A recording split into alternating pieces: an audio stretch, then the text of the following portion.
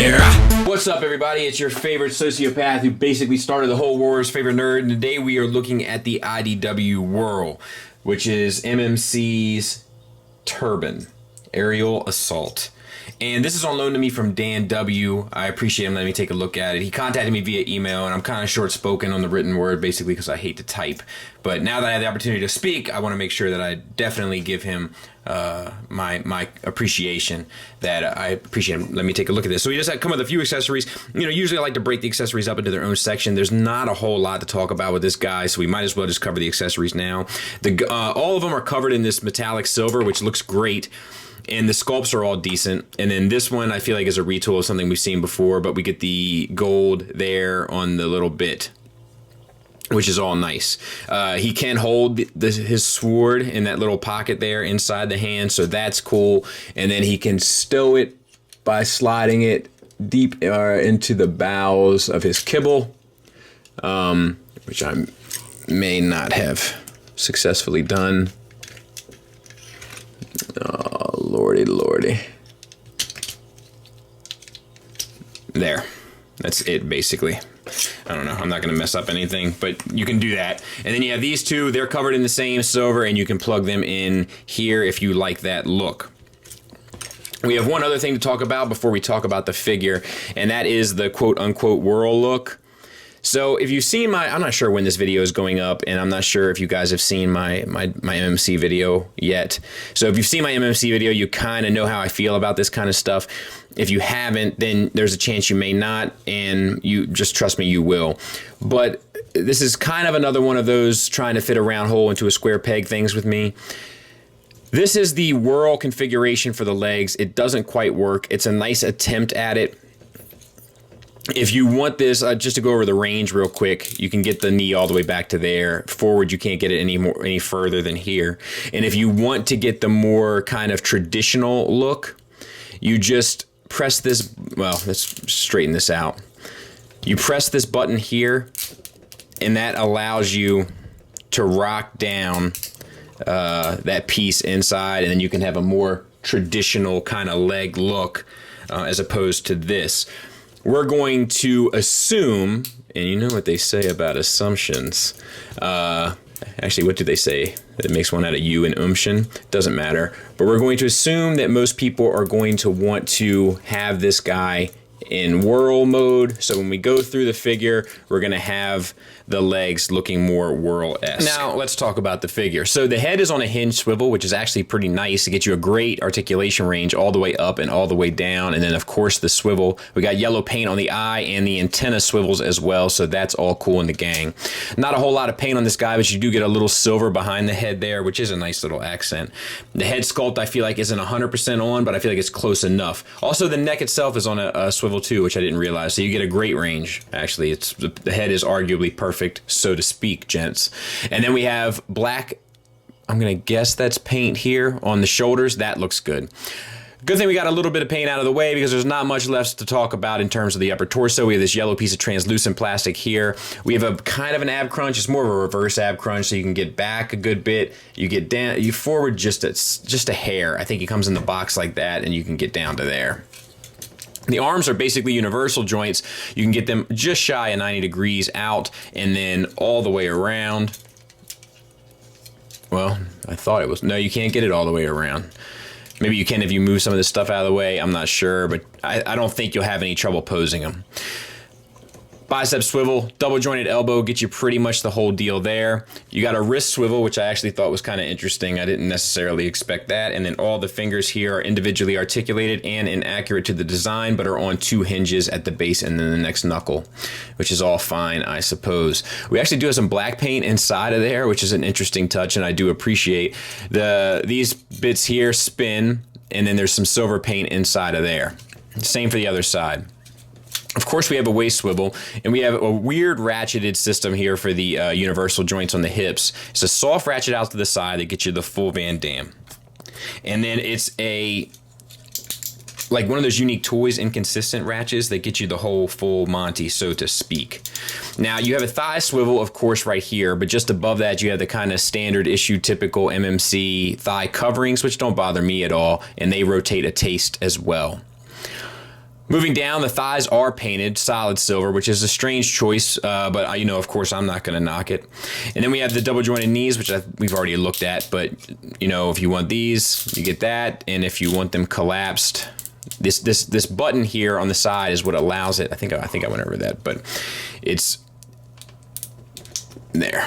It's not the best. Like, it's not a good release, so to speak. If you want that, then you get the full range once again. Moving down to the ankles, they're actually surprisingly well done. They're not perfect, but it's the range is surprising. So you have this ankle cover here, that's nice. And then you have a tilt fairly well up, all the way back. And then a pretty impressive rocker, given that it's just a massive ball peg. You get all the way to there. So no real complaints there in that regard. Let's put him back into whirl mode. Not the best tolerance there. Yeah, and then the back of the figure is pretty kibblelicious, but it's, you know, it is what it is, I suppose. I don't even know if that phrase kind of fits how I feel about it, but, you know, that's what they gave you, so that's what it is. I don't think it looks great, but it's fine, I suppose. And yeah, that is basically him in a nutshell. And there's a size comparison with a few other wreckers. So let's get them transformed. You can collapse these as long as the bits here are fully collapsed. Turn the head around, close the antenna down, and then tuck the head in. Bring this piece up and around. You can bring these pieces up too.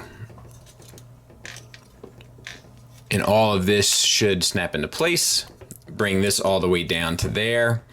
For the arms, you want this peg and that port to meet. Same for the other side. And then turn these so that they're oriented properly, and then slide them back into these rails. And then you gotta go the extra distance here, which doesn't feel good. There. It just gets caught up on one thing. I'm not sure what it is.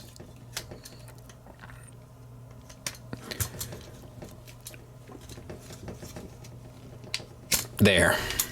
And then these bits come down and close on top. Is that? Yeah. And then I think these can just come down. I can't remember whether or not these have to meet right away or not, but either way we'll fix it.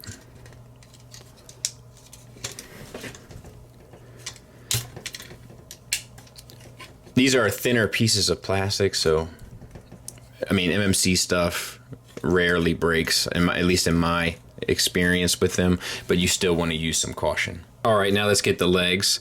So you want to get them into obsidian mode, for lack of a better term. And you can collapse the feet, and then you want to turn all of this around, including the thigh covers, and you want these bits here to kind of line up to the best of your ability, and then rotate. Oh no, you need to peg them in. So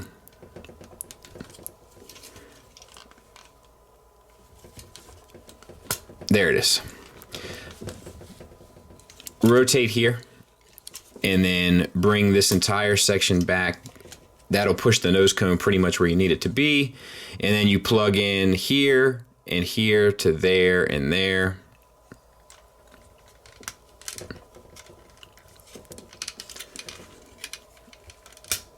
There we go.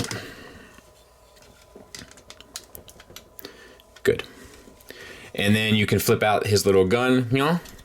And then you have the landing gear. They can be up or down. Same with these in the back.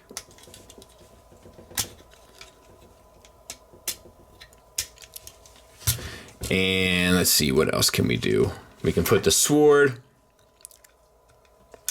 It has 2 holes and 2 notches there. And then we have these guns.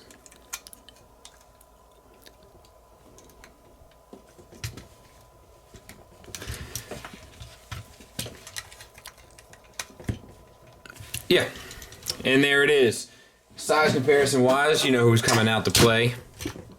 Tiger Trax. And it's fine. You know, it doesn't really look much like Whirl.